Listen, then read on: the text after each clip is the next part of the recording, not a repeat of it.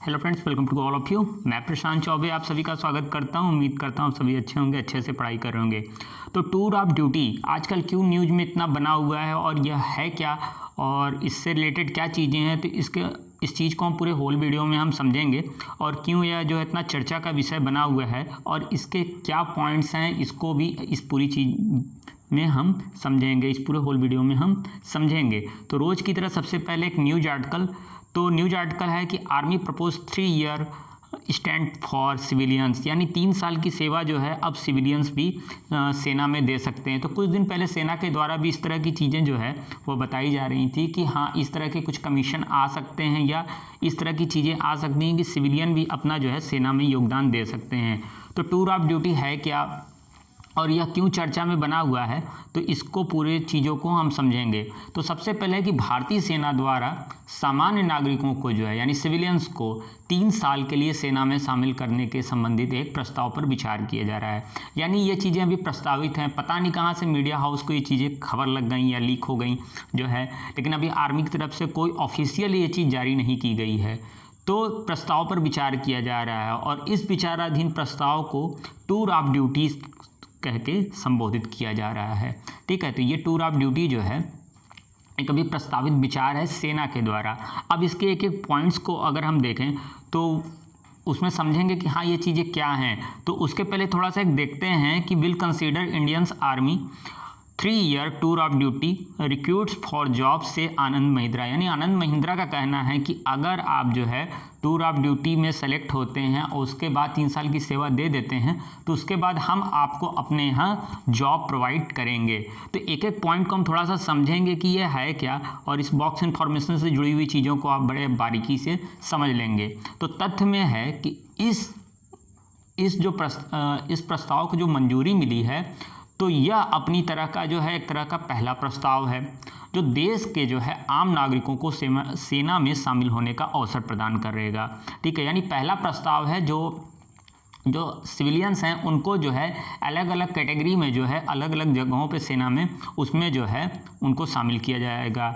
Second point अगर इसकी हम देखें तो इस प्रस्ताव के अनुसार जो है नागरिकों द्वारा सेना में शामिल होना पूर्णतः स्वैच्छिक हो गया, यानी उनका ये रहेगा।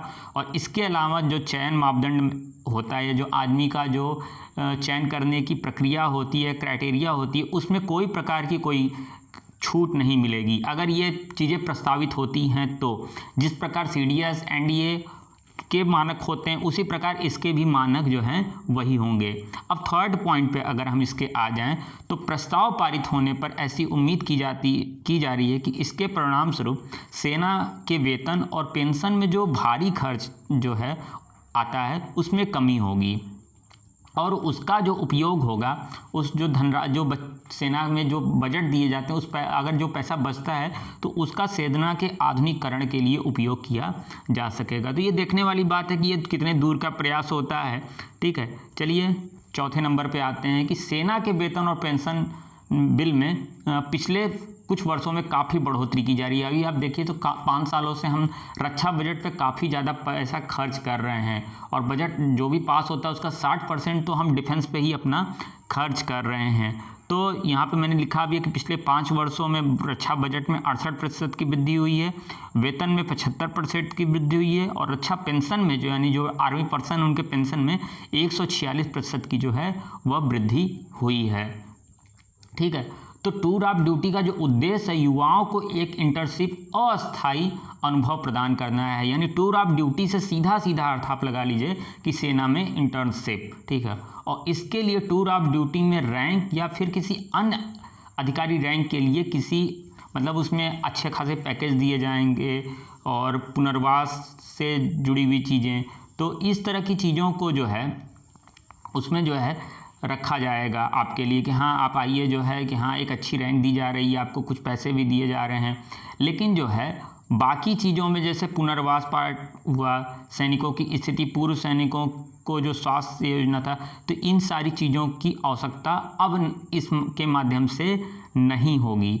अब थोड़ा सा देख लेते हैं कि टूर ऑफ ड्यूटी का जो उद्देश्य है, युवाओं को जो है इसमें मैंने लिखा है कि इंटर्नशिप और अस्थायी अनुभव प्रदान करेगा। यानी एक तरह से 3 साल आप सेना में रह के सेना की कार्य प्रणाली क्या है, वो किस तरह का काम करती है, तो वहाँ पर रह के आप सीखेंगे ये चीज़ों के, एक तरह से इंटर्नशिप करेंगे।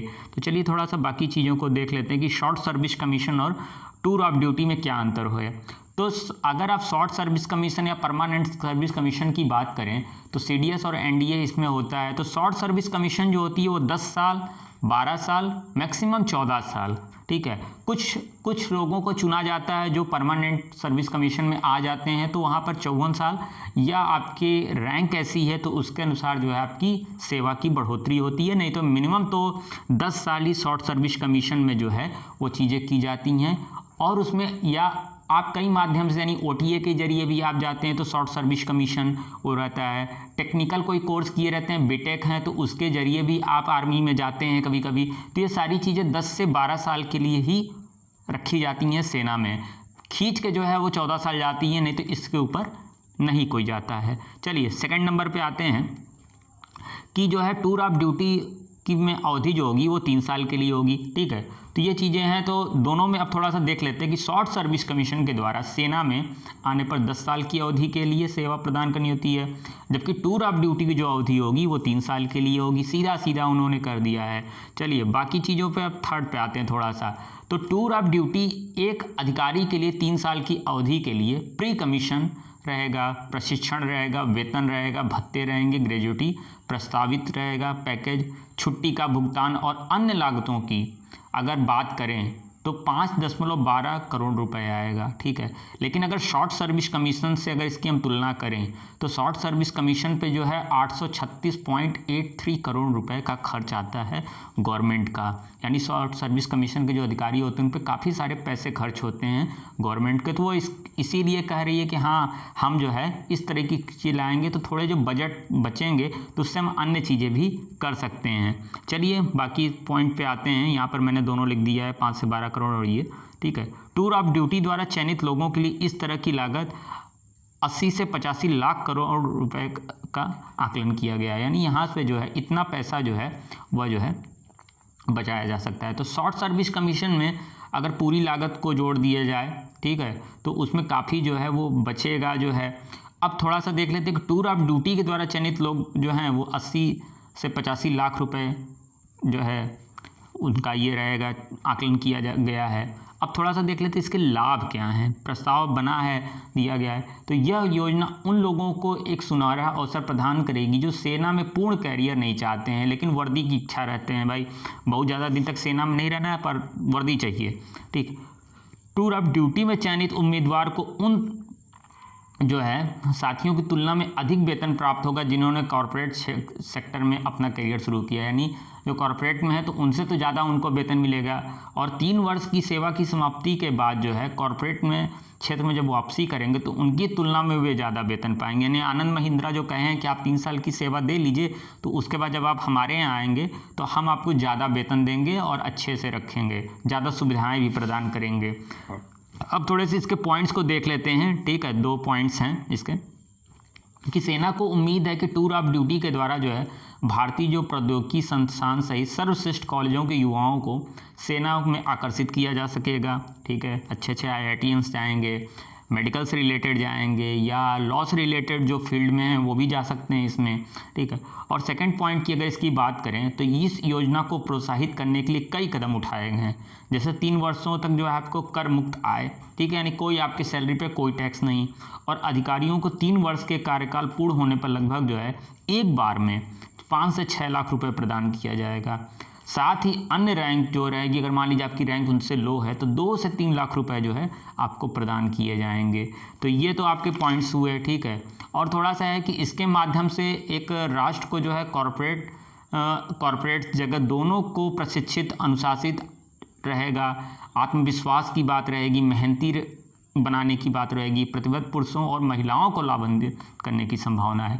तो ये कुल मिला के चीज़ें जो हैं एक राष्ट्र को कैसे मजबूत किया जाए, अपनी सेना को किस प्रकार से मजबूत किया जाए, तो उससे रिलेटेड है। तो अभी देखने वाली चीज़ है कि ये चीज़ें जब प्रस्तावित होती हैं तो कहाँ तक जाती हैं। तो फिलहाल के लिए अभी इतना ही तो उम्मीद करते हैं आपको चीज़ें समझ में आई होंगी अच्छे से। बॉक्स इन्फॉर्मेशन में जो मैंने दिया हुआ है वो भी आपको समझ में आया होगा।